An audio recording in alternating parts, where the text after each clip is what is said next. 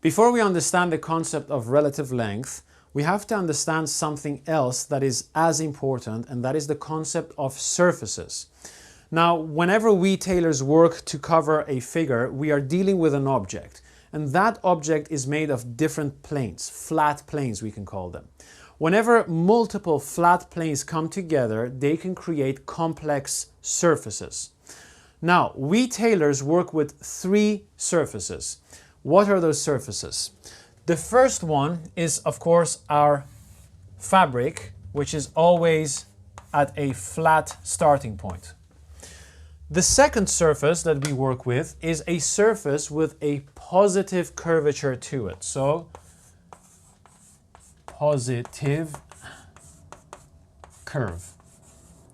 And these are surfaces that resemble cones or domes or bowls and cups. What you have to know about these positive curves is that they are either concave or convex at one time. So here we have a convex dome and it's now convex, but if we flip it upside down, it becomes concave. Same thing happens for the bowl and the same thing happens for the cone. How you can memorize this is that if we pour water into this bowl, we can collect water in there. If we pour water on top of this cone, the water will slip away. But if we flip it upside down, we can then simply collect water in it again. Then we have the third surface, and those are called surfaces with a negative curvature to them.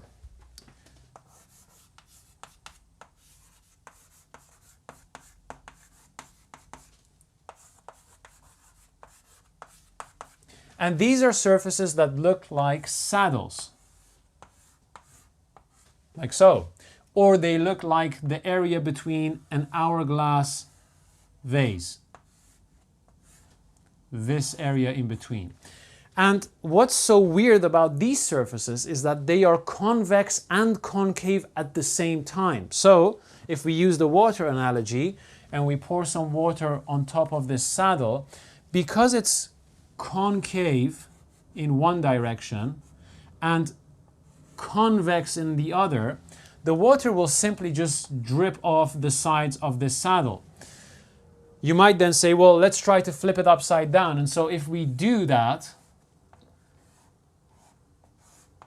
like so, and we pour water again in this saddle, the water again will just drip away from the sides because it's always concave and convex at the same time, no matter how you flip it. Now, we are going to use relative length to turn a flat surface, which is basically our fabric, into a surface with either a positive curve or a negative curve.